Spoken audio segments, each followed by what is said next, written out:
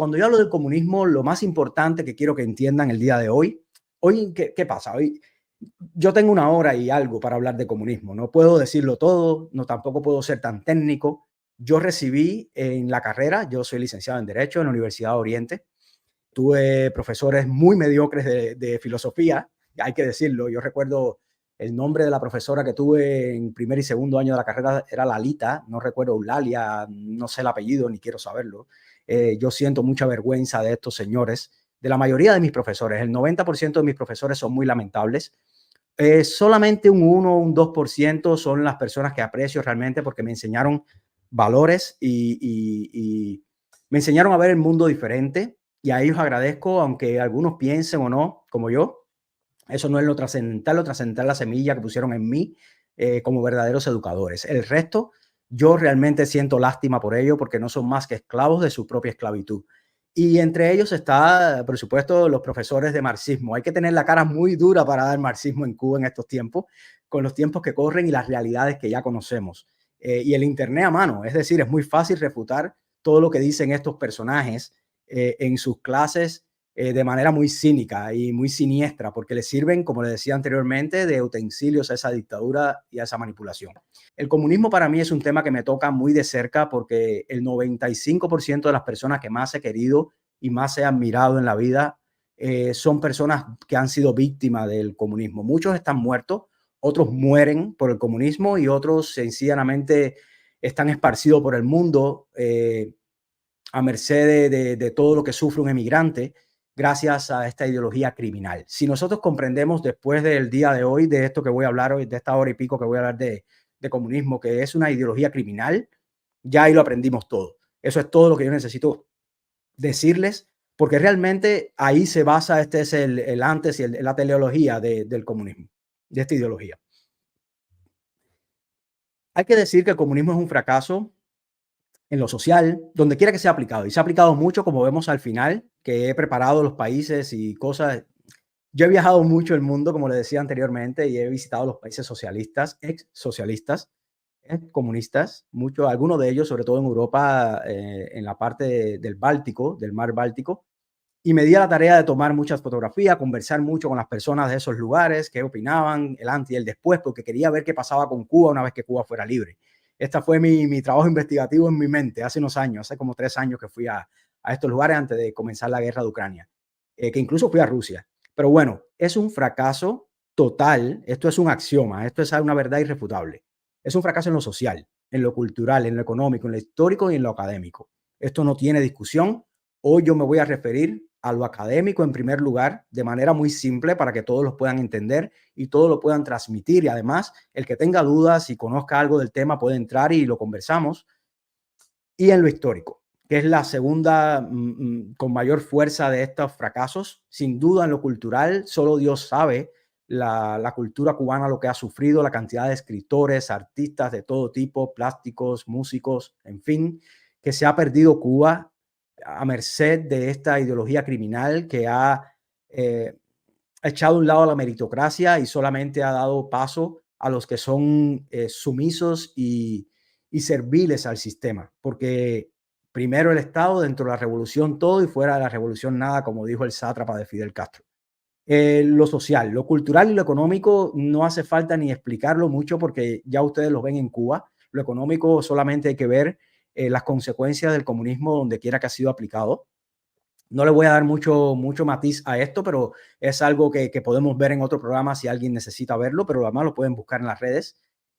Me voy a concentrar en lo económico, en lo histórico y en lo académico. Primeramente, en lo académico. Resulta que la historia del comunismo comienza tiene dos documentos que son fundamentales. Uno es el Manifiesto Comunista y luego el Capital, que tuvo 3 tomos. Y de eso quiero hablarles hoy para demostrarles que el comunismo académicamente fracasó como nadie espera, a los 3 años de haber surgido.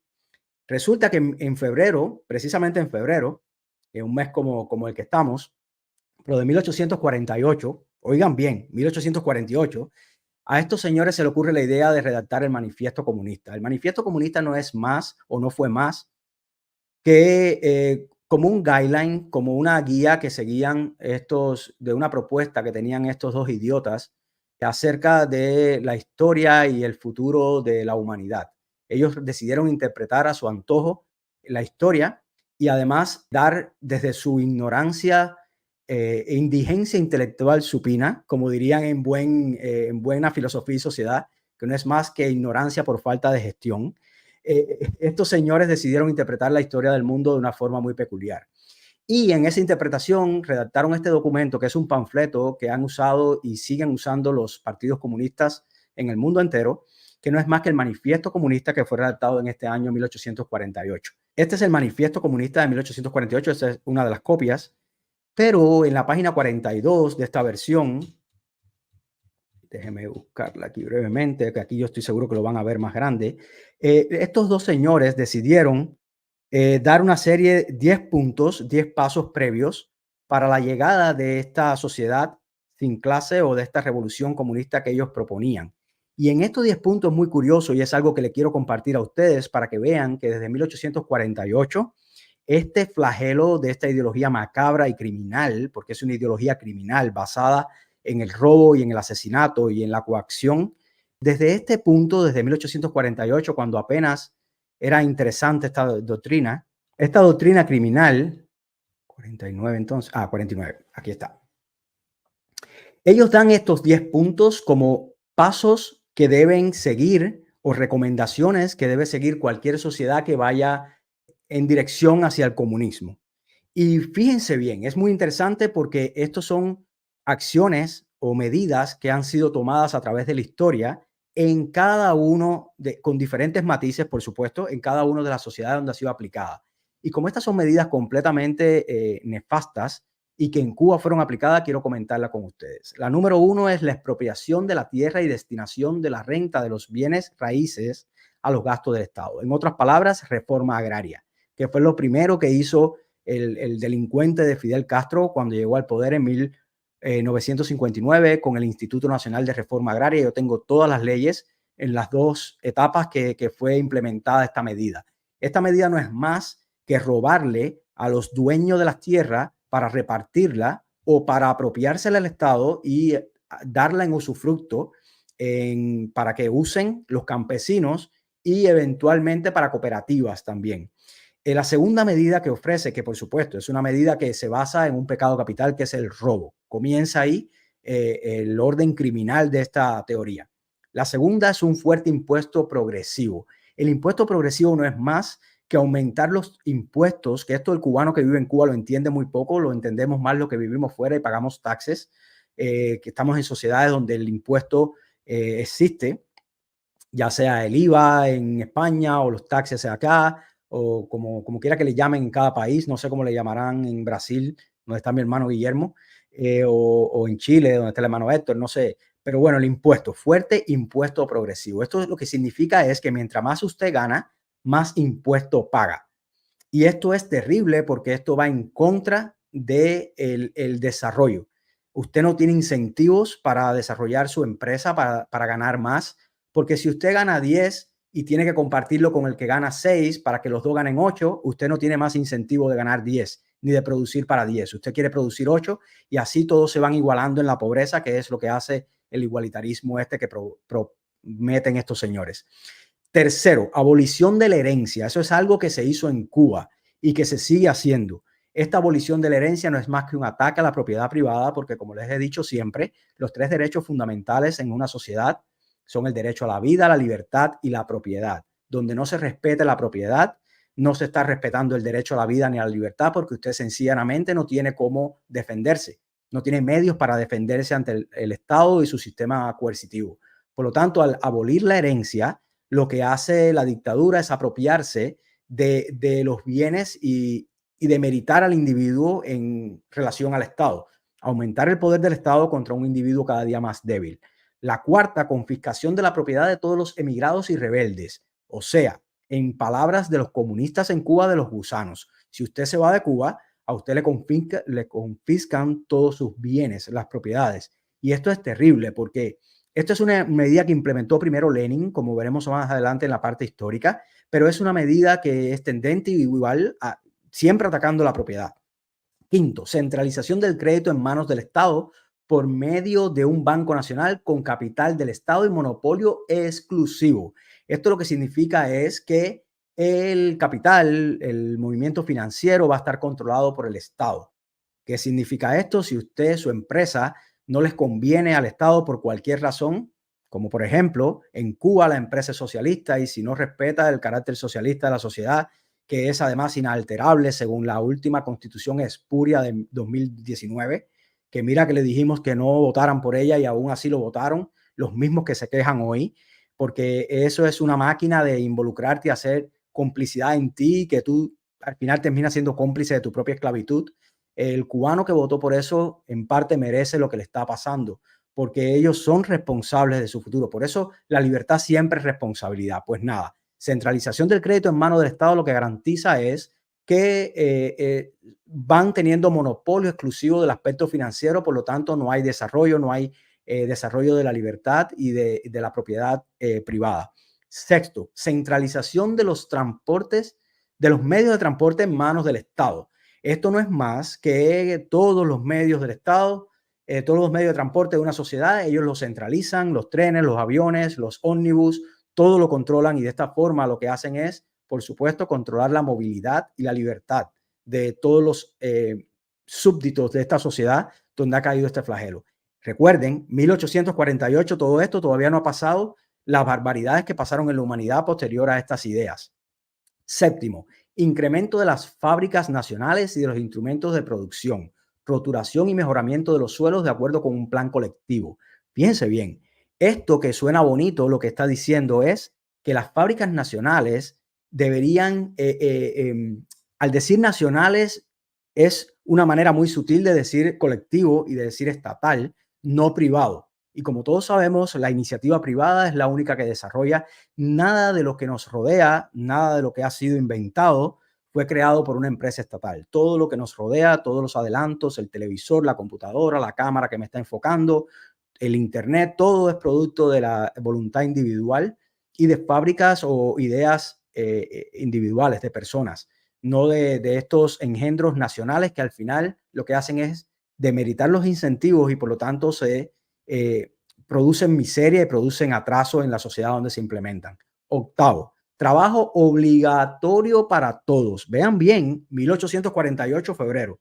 Trabajo obligatorio para todos. Organización de ejércitos industriales, particularmente para la agricultura. La UMAP, las cooperativas agropecuarias en Cuba, todo esto, las escuelas al campo, aquí está. Trabajo obligatorio para todos, es decir, todos tenemos la obligatoriedad de trabajar para el Estado, es decir, nos crea súbditos en vez de hombres libres. Sí, usted trabaja, es necesario trabajar para prosperar, pero trabajar en su beneficio, no en el beneficio colectivo, porque el beneficio colectivo es el beneficio de nadie. Lo que es de todo, como dice el BI, no es de nadie. Y por lo tanto, lo que están promocionando con esta octava medida es los ejércitos industriales, militarizar esta productividad y particularmente la agricultura. La agricultura en esta etapa de la humanidad, recuerden, hablar de 1848, estamos hablando del pensamiento de hace más de 250 años, casi.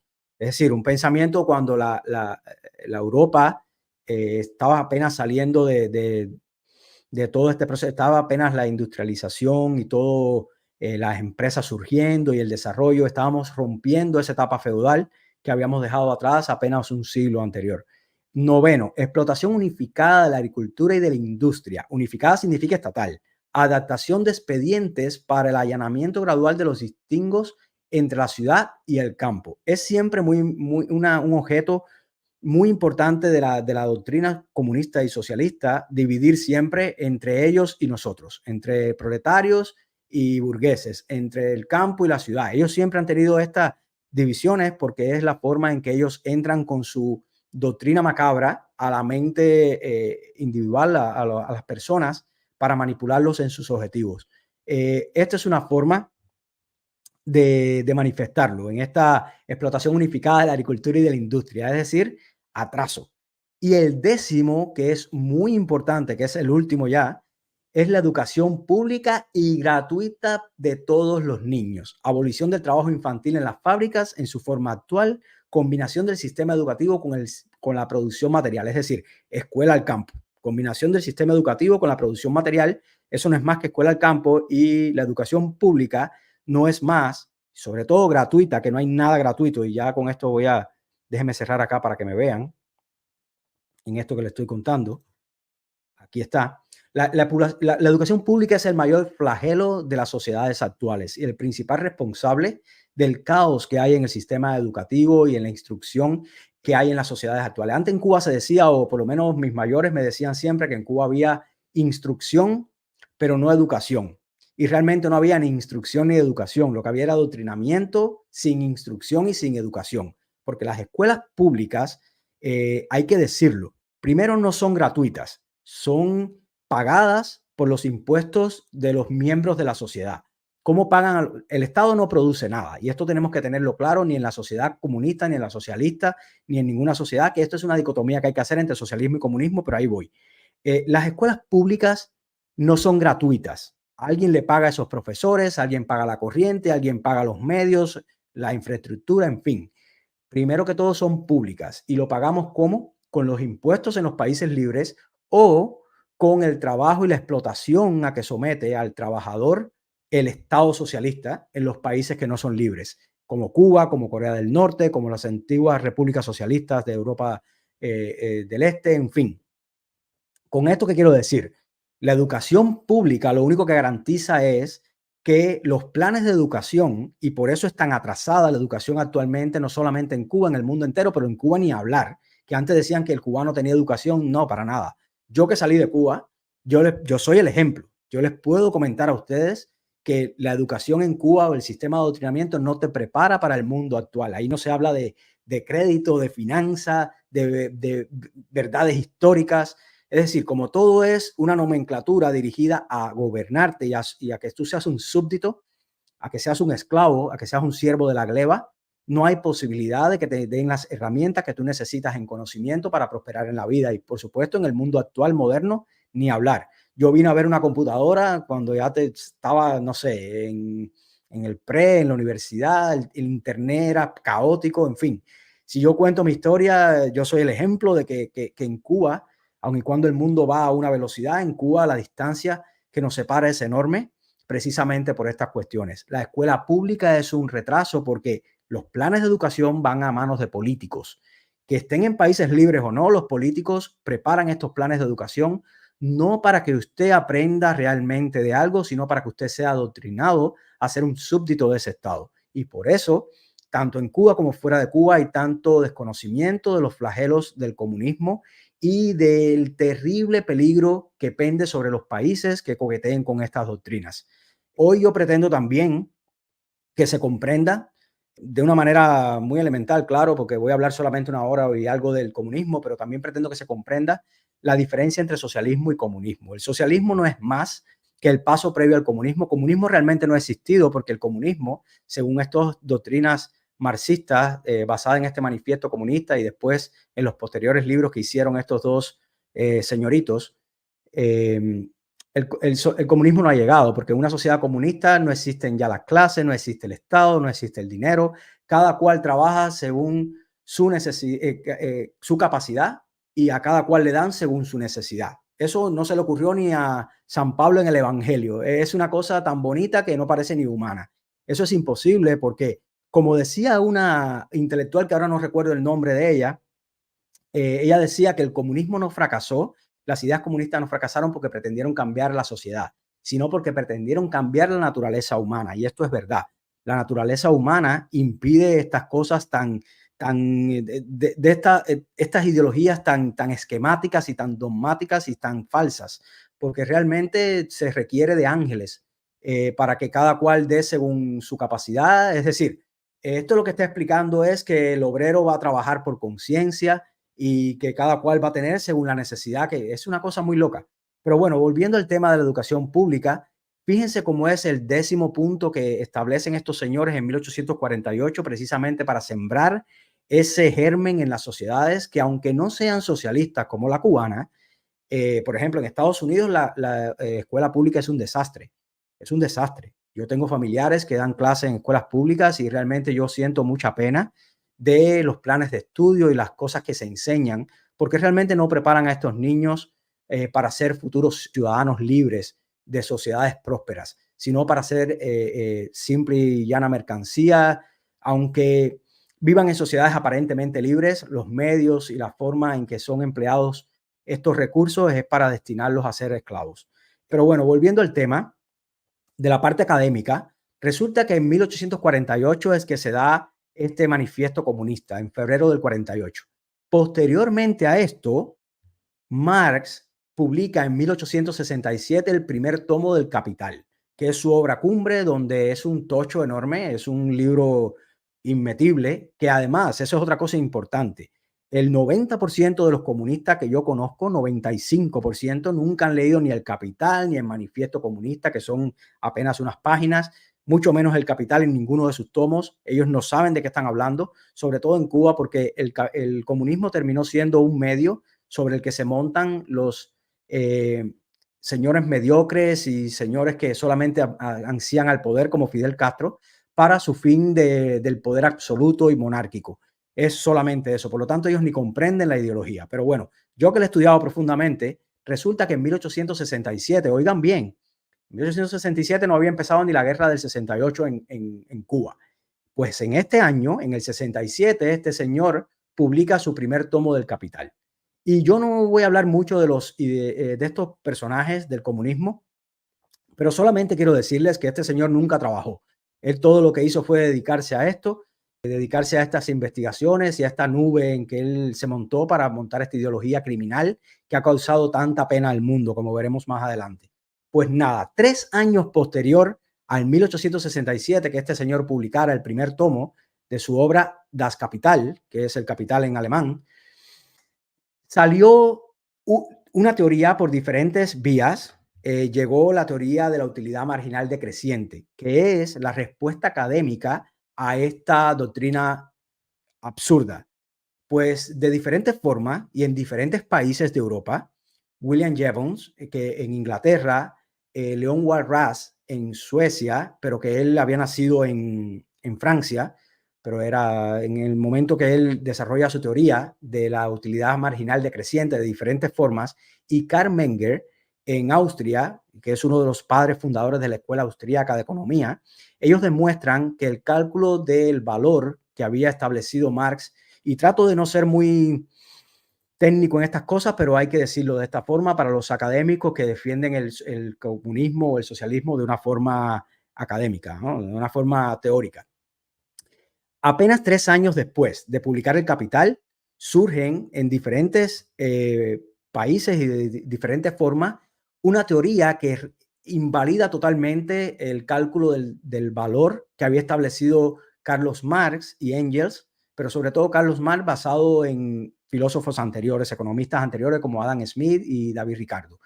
Básicamente, lo que decía Carlos Marx era que el valor de un objeto, en el valor de uso y valor de cambio, estaba dado por el tiempo de trabajo que había empleado el obrero en fabricarlo y por el trabajo en sí. Es decir, el tiempo que le había dedicado más el trabajo que había dedicado, eso daba el valor de una cosa.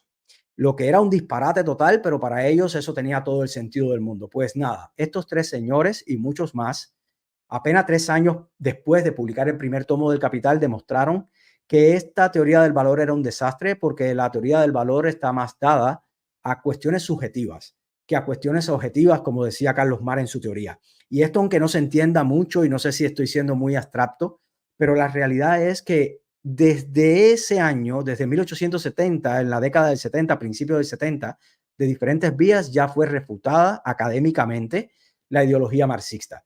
Y esto fue tan así que Carlos Marx, oigan bien, demoró muchísimo en publicar el segundo y tercer tomo del Capital. Sucede que esto fue en el 67, Carlos Marx saca el Capital, el primer tomo. Carlos Marx pasa, porque además él había citado a Karl Menger en el Capital en el primer tomo. Y como había citado a uno de estos economistas, y él vio la teoría de la utilidad marginal decreciente, que no lo voy a explicar porque es algo muy teórico, pero que es muy fácil de entender si lo buscan, es el ejemplo de que va decreciendo la utilidad que ofrece un bien a medida de que mientras más se venden y por determinados factores subjetivos, básicamente Carlos Marx, que tenía todos los defectos del mundo, era muy vago y dejó morir a 3 de sus hijos de hambre, etcétera, sin trabajar, y que vivía dependiendo de Engel, que además hablaba del proletariado, pero era dueño de fábricas textiles, que hay que decirlo. Federico Engel tenía su dinero porque era un explotador en la pura teoría comunista, porque todos estos señores, sin hablar mucho de ellos, todos ellos han sido señoritos y vagos profesionales. Desde Carlos Marx hasta Engels, Lenin, Stalin, Pol Pot, Mao, Fidel, todos han sido unos señoritos y ninguno pertenece a la clase proletaria que ellos dicen defender, porque realmente no la defienden. Ellos se montan en esta teoría que inventaron este par de idiotas para sus fines del poder y puramente eso, no porque entienden la teoría, ni porque comparten nada, ni que adoran a la pobreza, al contrario, la multiplican. Pues nada, como Carlos Marx había citado a Karl Menger, él mismo decide no publicar el 2 y el 3 para refutar y estudiar esta teoría y ver si efectivamente, porque él era intelectualmente, él era una persona ética, hay que decirlo. Él estaba comprometido con su idea y su burbuja y él pensaba que tenía razón y por eso él detuvo la publicación del Capital 2 y 3, que como veremos se publican muchos años después de 1867. Resulta que Carlos Marx pasan 10 años, muere el 14 de marzo de 1883 y nunca llegó a refutar la teoría de la utilidad marginal decreciente de estos señores que habían propuesto en la teoría económica en el mundo entero, apenas 3 años después de sacar el Capital. Esto en el 83 muere Marx y en el 85, déjenme aumentarle aquí para que vean, en 1885 su amigo Federico Engels y su mecenas Federico Engels publica el segundo tomo porque compila todas las notas y el tomo que ya estaba listo y publica el segundo tomo apenas 2 años después de haber muerto, año y pico después de haber muerto Carlos Marx. Y el tercer tomo es publicado en el 94. Miren bien, es decir, Carlos Marx se murió sin poder refutar la teoría que refutaba su idea absurda. Por lo tanto, académicamente hablando, déjeme ponerme más grande acá porque seguro que hay algún profesor de filosofía que me ve en algún momento. Académicamente hablando, la teoría comunista fracasó apenas 3 años después de la publicación del Capital. Esto es un hecho indubitable. Lo pueden buscar, aquí puse los nombres, lo voy a repetir acá, de los teóricos y los economistas que diseñaron esto y que encontraron que el valor trabajo que había traído Carlos Marx de haber copiado de Adam Smith y de David Ricardo en su momento era un disparate y que realmente el valor de las cosas es subjetivo, por lo tanto no existe todo lo demás de la plusvalía, de todas esas cosas que se inventó Carlos Marx en su teoría que solamente sirve para ignorantes o para personas malas en la humanidad. Pues nada, así termina la parte académica. Ahí muere la parte académica. Resulta que en el ámbito académico importante, digamos, las universidades más trascendentales de esos tiempos, la Sorbona, las más importantes, la ideología marxista no caló académicamente en ninguna universidad. Era más bien una teoría de profesores jóvenes, mediocres, que no habían trabajado nunca, hasta que llega el 1917 y aparece, si Carlos Marx fue el genio teórico, aparece la persona que lo pone a la práctica y le da un nuevo aire a esta doctrina comunista y de ahí lo que tenemos hoy en día que viene la parte histórica. En 1917, un señor llamado Vladimir Lenin se dio a la tarea de, amparado en esta teoría, comenzar su aplicación por la fuerza, porque evidentemente es una teoría que solamente propaga el daño a la propiedad privada, es el odio a la propiedad, que dicho sea de paso, propiedad solamente puede ser privada porque propiedad es colectiva por una ficción, pero la propiedad realmente solamente existe cuando es del individuo, es propiedad privada. Es decir, que es un apellido que le ponen, pero es un apellido innecesario. Propiedad es propiedad. El derecho a la propiedad, estos señores se lo veían como algo nefasto.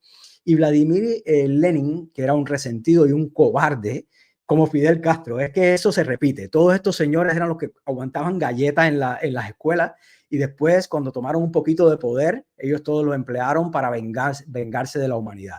Pues nada, Vladimir Ilich Lenin, que era un personaje que se desmayaba de miedo, literalmente. La literatura lo recoge como... Es una lástima que no tenga tiempo hoy para hablar de estos personajes y por qué están tan resentidos con la humanidad y dieron al traste con este horror que desencadenaron. Pues nada, ellos emplean esta teoría, principalmente Lenin, que a partir de él es que se le conoce como ideología marxista-leninista, porque Lenin es el gran práctico de estas ideologías.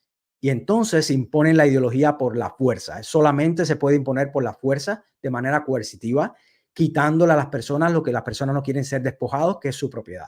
Pues nada, en 1917 triunfa la revolución socialista, pero tiene un matiz que comienza una guerra civil provocada por los decretos del terror de 1918 en la antigua Rusia, que fueron decretados por este señor Lenin, que provoca una guerra civil de 3 años, que en el 19-20 es que la gana Trotsky, que es una historia muy bonita, pero que no puedo hacer hoy, porque si no, no voy al objetivo del programa, que es explicar el caos histórico que ha sido siempre el comunismo. Pero es muy curioso, porque luego de Lenin viene Stalin, que Stalin, déjeme decirle, Lenin se conoce poco, pero Lenin mató muchísimos rusos y además fue una persona implacable. Hay uno de los autores, que ahora no recuerdo, Paul Johnson creo que se llama, que tiene un libro que se llama Modern Times, Tiempos Modernos, que describe de una manera brillante esta etapa de Lenin y la etapa del nazismo, que son muy parecidos, y cuenta que Lenin, en uno de los capítulos, que Lenin hubiera sido un excelente inquisidor, porque era una persona muy ética dentro de su dogma. Y ustedes dirán, bueno, pero este me está hablando de que era un criminal y que es muy ético. Sí, sí, porque para él estaba bien lo que él hacía, porque los medios para los comunistas justifican el fin. Es decir, el fin justifica los medios. Como ellos lo que quieren es llegar a la sociedad comunista a través de una sociedad socialista que prepare el camino a esa sociedad sin clases que ellos establecen, solamente se puede llegar a través de la coerción. Y hay una historia muy interesante que dice que uno de los altos jefes de la revolución comunista de Lenin se le acercó cuando estaban matando a los kulaks, que eran terratenientes rusos, y se le acercó a decirle, pero mire Lenin, están matando a terratenientes que sí tenían siervos y tenían súbditos, pero que eran personas que lo trataban muy bien. Ellos le pagaban bien, incluso los educaban, le daban cierta educación, trataban con respeto a sus empleados y los están colgando también como si hubieran sido criminales. Y él decía, la historia lo recoge así y este libro de Paul Johnson lo recoge de esta forma.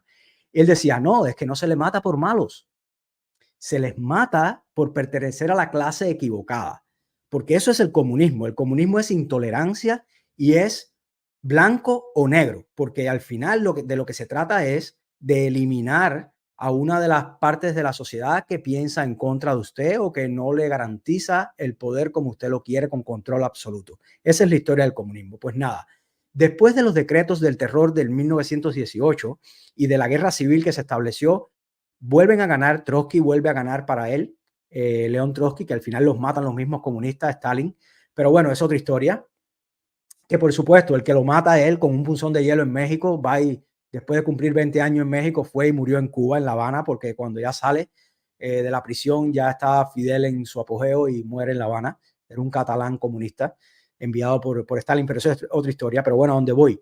Stalin llega al poder. Stalin llega al poder y establece el terror stalinista que conocemos todos por la historia.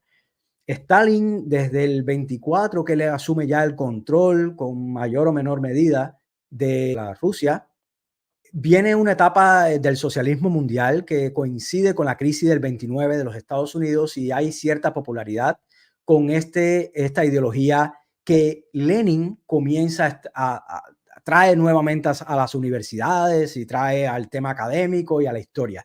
En el mundo se interpretaba como algo simpático que estos bolcheviques, que es una historia interesante, luchaban contra el zarismo, es decir, contra los reyes, y por lo tanto tienen cierta simpatía en el mundo. Pues Lenin, eh, como todo es un régimen de terror donde ellos controlan la información y nadie sabía exactamente qué estaba pasando con Lenin, ni siquiera con Stalin en los primeros años, esto le ofrece muchas simpatías y en el 1929 lleva a la punta máxima de esa etapa de la simpatía del socialismo en el mundo. Pues nada, en el 1930 viene los decretos de la gran purga de Stalin. Y Stalin comienza con la purga. Nadie ha matado más comunista que Stalin. Pues nada, Stalin llevó a esta ideología a la parte más baja. En el 1939 viene la etapa más baja, que es cuando pacta Stalin con Hitler, que es una cosa que no se repite lo suficiente en la historia, para dividirse Europa entre los dos. Y ya ahí, ya todo el mundo sabe que ambos no sirven, porque además ambos son socialistas, tanto Hitler como Stalin. Y ahí viene la parte más baja después de haber tenido la ola. Es todo un ciclo. El comunismo es un ciclo en la humanidad. 1917 triunfa la Revolución Socialista y viene el gran práctico que es Vladimir Ilich Lenin. En 1929 sube porque no se entiende bien qué está pasando y no se conoce. Además coincide con la crisis económica de Estados Unidos del 29. 1939 baja con el pacto entre Hitler y Stalin para repartirse Europa, Polonia, en fin, y todos saben esa historia de que no la puede buscar. 1949, cuando ya se conoce que los rusos la Unión Soviética era un desastre y se empiezan a conocer las verdades de los gulags y las represiones y el gran terror que estos dos señores implantaron, viene una nueva esperanza. En 1949 triunfa la revolución comunista de Mao Zedong en China y hay una nueva esperanza porque ese sí es el socialismo que todos querían ver. El socialismo siempre ha vivido de que yo lo voy a hacer mejor y de la fatal ignorancia o la fatal arrogancia que decían autores muy importantes del tema. Con Mao Zedong llegó la etapa más, digamos, más popular. Era China, ya los errores que había hecho Stalin. Bueno, Stalin es un represor, es un criminal, pero Mao Zedong sí lo va a hacer bien, porque él vino enseguida con el gran salto adelante y todas estas ideas locas que causaron el desastre que vamos a ver al final, que no quiero anticipar, pero que todos sospechan, en 1949. En 1959, cuando ya se está conociendo que Mao Zedong había acabado con China, con el salto adelante y con todas sus locuras, claro, en 1960 él viene con la gran revolución cultural, que fue una barbaridad también, que mató a un montón de chinos. Viene Fidel Castro en Cuba. Este sí va a ser el socialismo adecuado, porque este es un socialismo de humildes y de estos señores. Este perro que ven ahí, que es un criminal y para mí es hasta desagradable verlo en fotos, porque es un individuo que nos han metido por los ojos a los cubanos y es todo lo contrario a un cubano. Es el mayor criminal de la historia de Cuba, el peor cubano de todos los tiempos. Él y su familia de endiosados y de arrogantes, empezando por el hermano, que es otro criminal como él, que son la dictadura más larga que ha conocido en los tiempos modernos de la historia de la humanidad. Pues nada, este señor fue la próxima esperanza del comunismo en el mundo. Hasta que, ¿qué pasó? Que todo el mundo empezó a ver lo que él hacía y de ahí entonces llegó Ceausescu en el 67 en Rumanía, que es un tipo que estuvo poco tiempo, no estuvo tanto tiempo como los anteriores dictadores, pero que causó un impacto increíble en Rumanía y por ahí están los videos en YouTube de su muerte, de cuando lo ejecutaron y de las consecuencias nefastas que tuvo la política comunista en estos países. Y por supuesto, uno de los tipos más criminales de la historia de la humanidad, que es Pol Pot en Camboya, con los Jemeres Rojos, que en apenas 3 años y meses exterminó a un cuarto de la población de Camboya. Imagínense que él mató en apenas 3 años y pico con sus teorías comunistas, aplicando el comunismo puro y duro, porque cada uno de estos personajes, todos estos personajes han creído que lo van a hacer mejor que el anterior.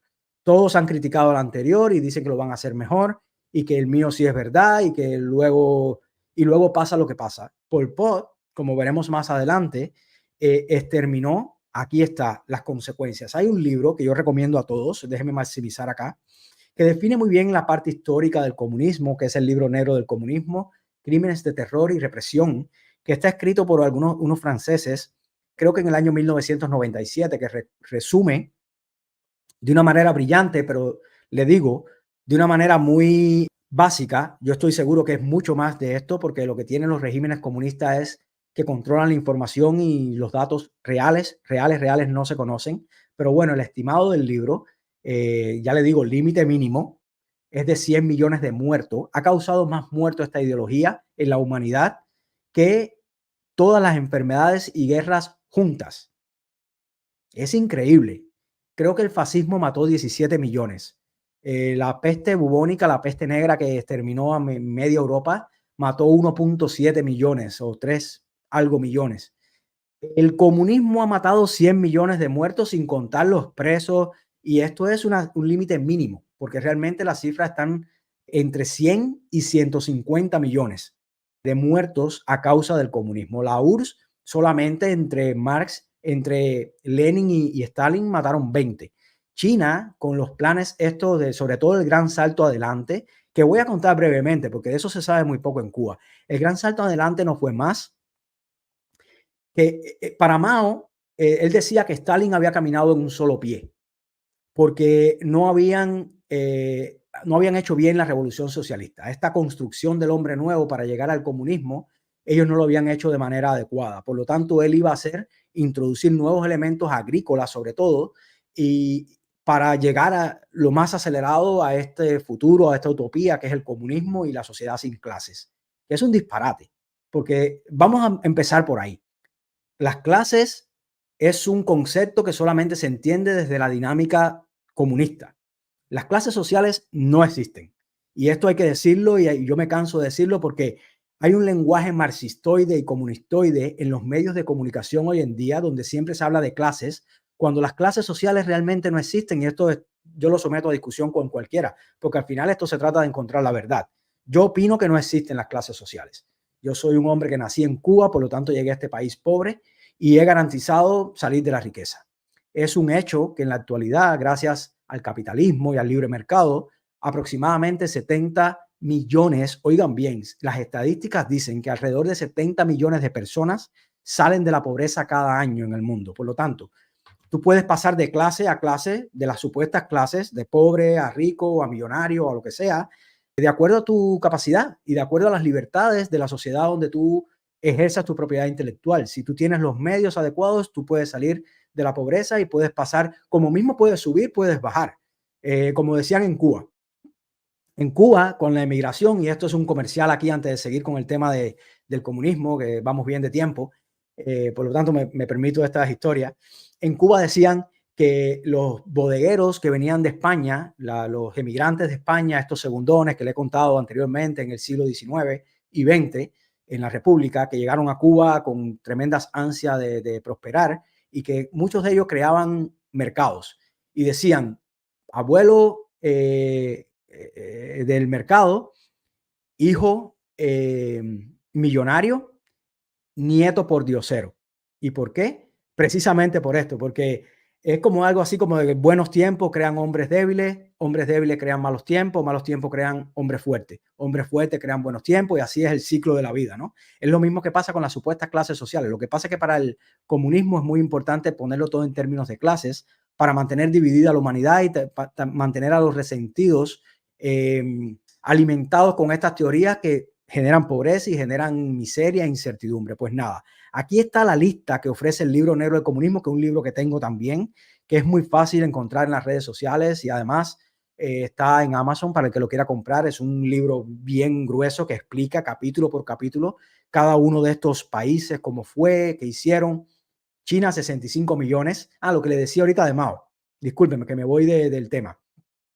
Mao, en el gran salto adelante, decidió producir más acero que Inglaterra. Él decía, es inconcebible que Inglaterra produzca más acero que nosotros. Y por lo tanto, comenzó con una teoría que era el gran salto adelante, donde todas las cooperativas, hizo una reforma agraria, obviamente, y luego en las cooperativas agrícolas él estableció como pequeños hornos para fundir acero. Y obligó, porque eso es lo que hace el comunismo en el mundo entero, en la historia de la humanidad, obligar a las personas a hacer algo que no quieren. Por lo tanto, obligó a todas las familias a entregar todos los artículos metálicos que tenían, pata de las mesas, cuchara, caldero, todo lo que tuvieran metálico, porque él se dio la tarea de hacer el gran salto adelante y obligaba a todos a entregar estos artículos para fundir acero. Y entonces los campesinos que estaban acostumbrados a cultivar la tierra Por la mañana cultivaban la tierra y por la tarde iban para la fundición a fundir todos estos lingotes para hacer estas barras de acero. Resultado, ni cultivaban ni producían acero porque el acero era pésimo. Era un acero que se partía muy fácil, que tiene un nombre que ahora no recuerdo, y este acero provocó un total desastre en la China de Mao. Este gran salto adelante propició a la vez que se desatendieran los campos, por supuesto con la reforma agraria también, pero no solamente eso. A Mao se le ocurrió la idea, porque todos estos son unos iluminados, como era Fidel con Ubre Blanca y con todas estas ideas de la Ciénaga de Zapata y la zafra de los 10 millones y todos estos disparates, se han repetido a través de la historia. Si uno lo mira con lupa, en todos estos países ha pasado prácticamente igual. Pues nada, Mao Zedong, hay documentales de esto y hay libros que lo explican de manera brillante. Yo lo estoy resumiendo de una manera muy burda, pero bueno, espero que se entienda. Se le ocurrió que los gorriones eran malos para la agricultura porque se comían las semillas y se comían las cosechas, el arroz, etcétera. Por lo tanto, ordenó cazar a todos los gorriones. ¿Qué produjo esto? Como él no sabía un rayo, porque él no era campesino, él era un señorito, como eran todos estos señoritos que jugaron con el dinero de sus padres, sus parejas, sus amigos, para jugar a la ruleta rusa de esta ideología macabra, decidió matar a todos los gorriones y ordenó a todos los campesinos a cazar a los gorriones. ¿Qué produjo esto? Los gorriones no solamente no se comen la cosecha, sino que se comen algo muy importante que es los insectos de las cosechas. ¿Qué produjo esto? Las plagas. Las plagas arrasaron con la cosecha en China y de ahí vino la gran hambruna que mató aproximadamente a 40 millones de estos 65 millones que dice el libro negro del comunismo. Pero no paró ahí. Esto produjo un caos social enorme porque en la gran hambruna de Mao, los muertos, ciudades completas desaparecían. Imagínense, 20, 40 millones de personas murieron. Estamos hablando de una China que tenía aproximadamente 900 millones en estos tiempos, que estamos hablando 1940, 50, 60, bueno, en los 50, porque en el 60 vino la gran revolución cultural, que fue otra de las ideas brillantes de Mao, que es otra locura más. Pero bueno, a donde voy es, todo esto provocó la muerte directa por hambruna de todos estos campesinos y la desaparición completa de ciudades, de pueblos, que además había tantos muertos que hubo escena de canibalismo, en fin, horrores. Los muertos dentro de las casas, los padres comiéndose a los hijos, en fin. Los horrores del comunismo son indecibles. Yo estoy seguro que esto, si lo fueran a monetizar, que no es el caso, me lo van a banear los bots de YouTube, porque realmente son términos fuertes, pero no hay otra forma de explicar el comunismo en la historia de la humanidad. Ha sido terrible, el flagelo comunista ha sido horrible. Y aquí no se encuentran muchos de los casos de los que no estuvieron. Estos son países que solamente tuvieron el socialismo en el poder. No estamos hablando de las organizaciones paramilitares como la FARC, Sendero Luminoso, todas estas organizaciones que conocemos en América y también en África y en Asia, que terminaron con terrorismo, puro terrorismo, coches bomba y esas cosas, para imponer su ideología marxista, porque de la única forma que llega al poder el comunismo es de tres maneras: por la violencia, como se impuso en Rusia, impuesto, que también es una especie de violencia, pero es más impuesto, como pasó en Europa del Este, con Polonia, esos países que no hubo una guerra directamente, pero se le impuso una ideología en la antigua RDA, en la China de Mao. Bueno, la China de Mao venía de una guerra civil, pero después se impuso con puro pacifismo. No hubo una guerra en todas estas muertes. Las principales muertes que causó Mao, que dicho sea de paso es el que más personas ha matado de todos estos superhéroes del comunismo, lo hizo sin guerra, lo hizo en plena paz, en tiempos de paz, con periodos especiales y medidas de ordenamiento y reordenamiento en sus determinados países. En fin, toda una cosa muy dantesca. Y la tercera es por elecciones, como llegó el comunismo a Venezuela, que ha secado un país próspero con recursos naturales increíbles y lo ha secado en un par de décadas. En fin, es la forma en que ellos llegan al poder e imponen su ideología macabra. Este es un mapa, déjeme aumentar acá, porque hay una realidad. Muchos dicen, bueno, el socialismo, sobre todo en España y en estos países que están coqueteando con esta ideología macabra y no saben lo que están, incluso en Estados Unidos, muchos piensan que lo van a hacer mejor porque es la fatal ignorancia, es la mente que no entiende que es inviable. El socialismo teóricamente es inviable porque el cálculo económico es errado completamente, porque la teoría del valor es errada, porque la plusvalía es un invento. Hay más explotación en las sociedades comunistas y socialistas que en las sociedades capitalistas, donde hay mayor libertad. Y esto es un hecho indubitable. Pero bueno, en la década de 1960, más de la mitad de la población mundial vivía bajo regímenes comunistas. Es más, en el 69 se pensaba, antes que llegara lo de Pol Pot, que fue el auge del pensamiento socialista en el mundo entero. En las universidades norteamericanas se consideraba que ese era el futuro y que iba a haber una convergencia entre el socialismo y el comunismo, que iba a terminar en un régimen que iba a ser la mitad entre los dos, cuando el socialismo no tiene nada bueno. Nada bueno. Esto entiéndanlo. Es, como les dije al principio, si ustedes entienden que es una ideología criminal y que todo el que pertenezca a esta ideología es un criminal, es una persona macabra, es una persona o ignorante o mala directamente, no hay otra opción. A veces las dos, pero o una o la otra. Es la única forma que un comunista puede existir. Por lo tanto, cuando yo pienso en Cepero y en lo que él dijo, a mí me vuelve loco ver la ignorancia de este señor con cosas que son tan vitales. Pues nada, estos son los países socialistas de la Europa del Este que el imperio ruso le impuso su ideología macabra. La mitad de Alemania, como ven en la extrema izquierda, Polonia, Checoslovaquia, Austria, en fin, Letonia, Lituania, Estonia, todos esos países. En este libro, ya para ir cerrando en el tema, bueno, ahí se resume la historia del comunismo. En este libro que les estoy mostrando acá, que les voy a mostrar ahora en PDF, denme un segundo nada más. Les voy a mostrar el libro porque quiero mostrarle un cuadro, porque quiero traerlo al tema de la masonería nuevamente. La masonería y el comunismo es absolutamente incompatible, mis queridos hermanos y las personas que me ven.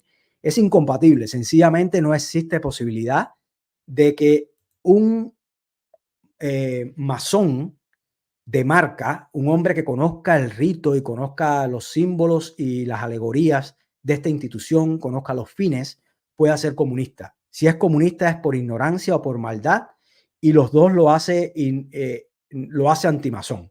En este libro, que es muy interesante, que es un libro escrito en 1946 de una logia española que tuvo una vinculación. España y el comunismo y la masonería tienen una historia muy interesante que algún día haré, pero que es muy peculiar porque es muy de ellos. En este libro, en la página 42, si mal no recuerdo, déjeme ver, aparece un cuadro que les quiero compartir, que es un cuadro muy interesante porque establece el análisis. Para estos hermanos que tienen duda, puedan encontrar aquí el argumento necesario para explicar por qué nadie que sea comunista debe ser masón.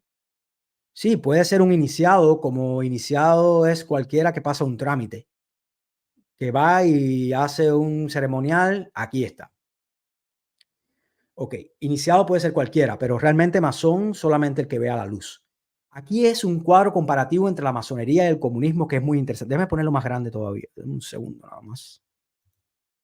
Aquí está. Ok, la masonería defiende la libertad y la democracia. Todos lo sabemos. El comunismo impone la dictadura y estrangula la conciencia y las libertades con una policía inquisitorial. Todos han tenido una checa, un G2, una seguridad del Estado, una PNR, todos han tenido un DTI, todos han tenido la policía política, todos han tenido esto. Todos los regímenes comunistas es lo mismo. La masonería es tolerante y el comunismo es intolerante. El comunismo no tolera, aplasta a la oposición, aplasta al que opine diferente. La masonería es racionalista, es basada en lo racional, en lo lógico, en el conocimiento, mientras que el comunismo es más bien creyente y místico de estas doctrinas absurdas. Creen porque es absurdo, como decía el padre San Agustín, el mayor representante de la patrística, que era una escuela filosófica del medioevo.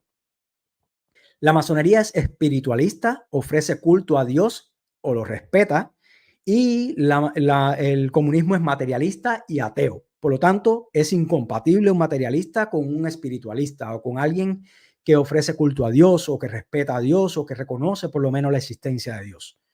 La masonería respeta la religión y combate al clericalismo, es decir, combate el dogmatismo religioso, cuando el comunismo ataca la religión y utiliza el clericalismo según sus conveniencias. La masonería practica y enseña la fraternidad, mientras que el comunismo lo que practica y enseña es el odio de clases, la intolerancia. Quiero exterminarte, como decía Lenin, como les contaba ahorita, no porque seas malo, no porque hayas cometido un delito, sino porque perteneces a la clase equivocada. Por eso es que te quieren exterminar. La masonería tiene la más elevada moral. Por eso es que yo me refiero tanto a los valores éticos, a las leyes éticas que violan todos estos señoritos que se ponen un collarín en Cuba, fungiendo como grandes funcionarios, pero haciendo un extremo daño a la masonería y a sus principios. Mientras que el comunismo, su principio ético marxista máximo es no tener ninguno. O sea, que el fin justifica los medios. Pues nada, aquí les dejo esta parte. Aquí está el libro para los que lo quieran bajar. Dicho sea de paso, este libro lo pueden encontrar en las redes. Es gratis descargarlo, por eso lo comparto con ustedes, aunque diga ahí para uso interno, pero realmente esto se escribió en el 46. Imagínense ustedes, familia, que en el 46 todavía Mao no había hecho su barbaridad. Mao llega en el 49. De Stalin se conoce muy poco y de Lenin, que eran par de asesinos. Fidel ni siquiera soñaba con llegar al nada. Pol Pot no había hecho su barbaridad. Es decir, estos hermanos masones españoles vieron el monstruo porque es que lo habían vivido. Recuerden, España es algo muy peculiar. Este es el cuadro que le mostré. Y esto es regresando a la frase del diputado gran maestro actual, Gerardo Cepero. Cuando ustedes han aprendido todo esto y conocen todo esto muy someramente, porque lo he hecho en una hora prácticamente le he contado toda esta historia que es muy profunda, es una historia tanto académica, tiene muchas aristas.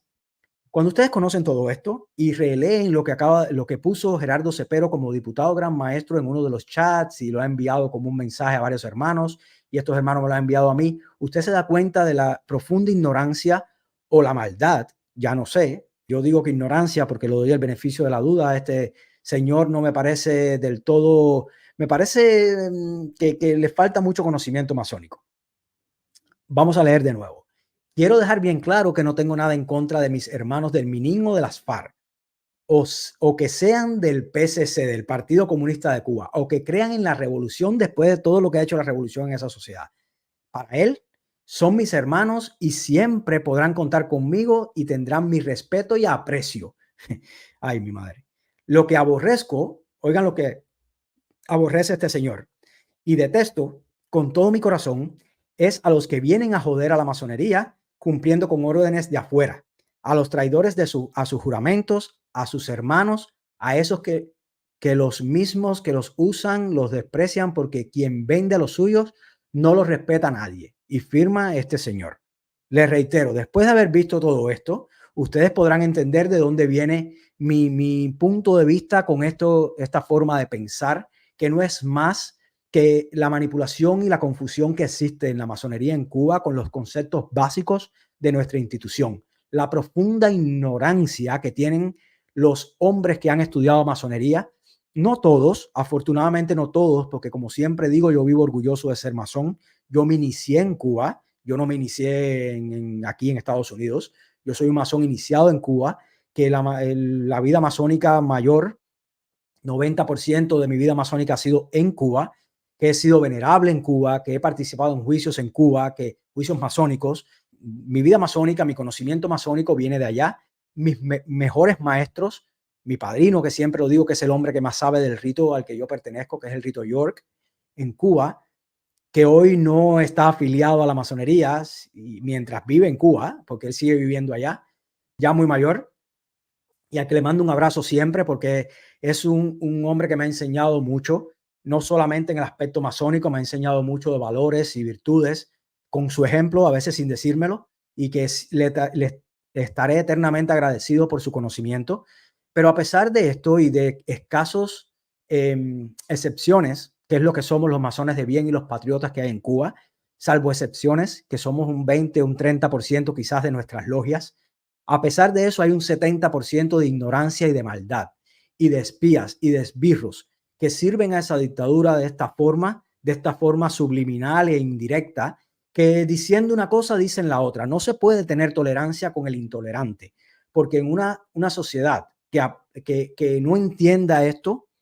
Y no se trata de ser intolerante con todo, se trata de ser intolerante con quien quiere destruirnos, con quien no soporta que seamos tolerantes, que no respeta nuestros valores. Porque entiéndanlo bien, un socialista solo quiere llegar al poder y una vez que llega al poder, reprime a todo el que no piensa igual.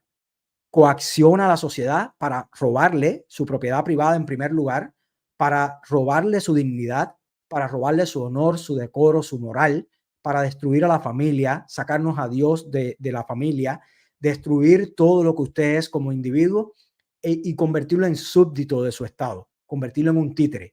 Que lo sepa o no, hay muchos que son parte de esa dictadura desde estas posiciones, porque dictadura no es solamente el que viene y te reprime. Dictadura es el que reprime y el que sirve como carcelero a su propia cárcel y a la cárcel de los demás. Usted, señor, y los que opinan como usted, apártense de la institución. Es el mensaje a ustedes. Si ustedes no quieren ser mencionados en programas como este, donde no pararemos de denunciar su falta de conocimiento y su falta de fraternidad y su ausencia total de los fines y objetivos de nuestra institución y de honor y de moral y de ética, apártese.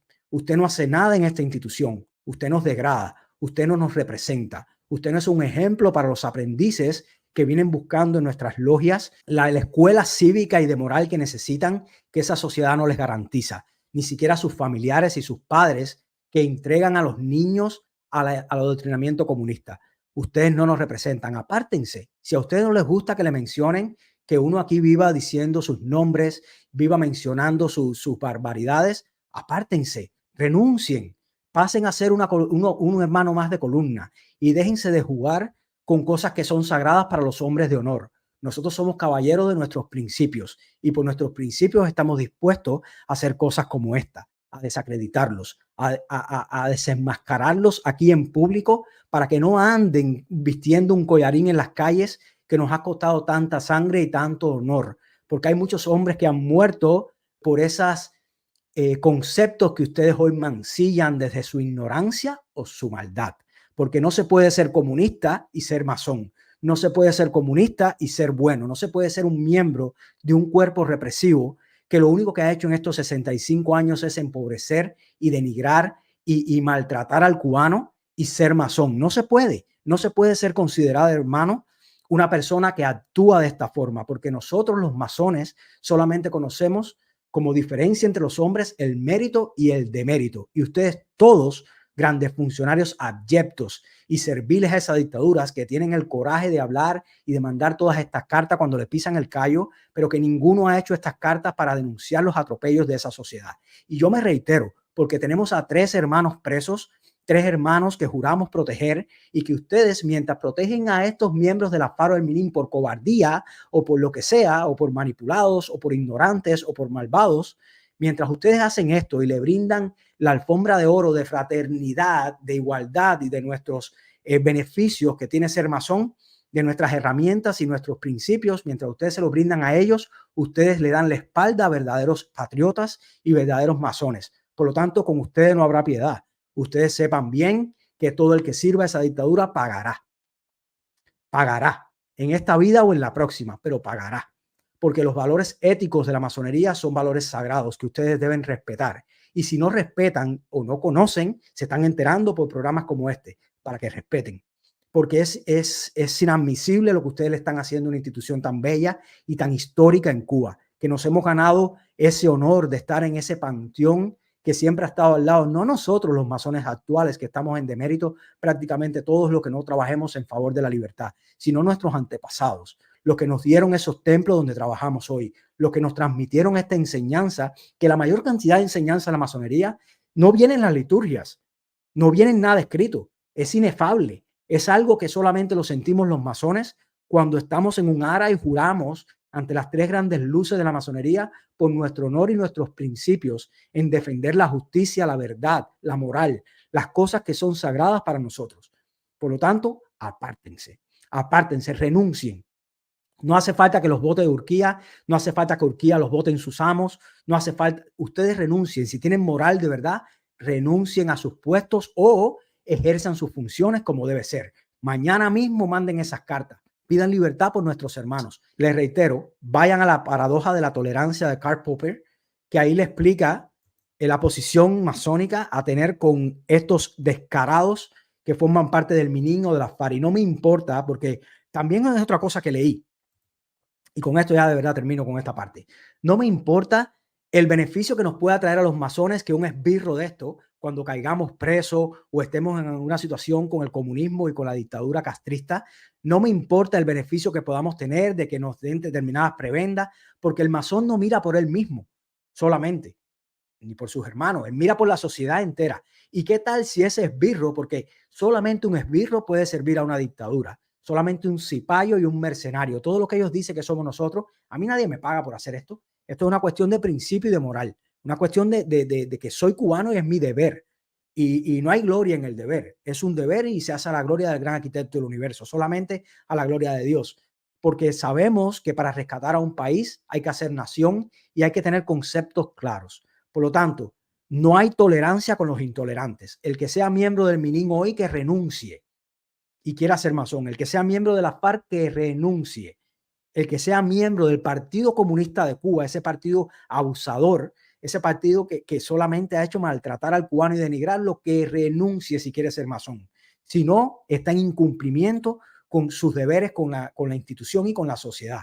Nosotros tenemos un deber con Dios. A ninguno de nosotros, cuando juramos en un ara, dijimos, bueno, juramos si nos los permiten, o si alguien viene de Estados Unidos y lo hace, o si viene un tal, no, juramos por nuestro honor y nuestros principios.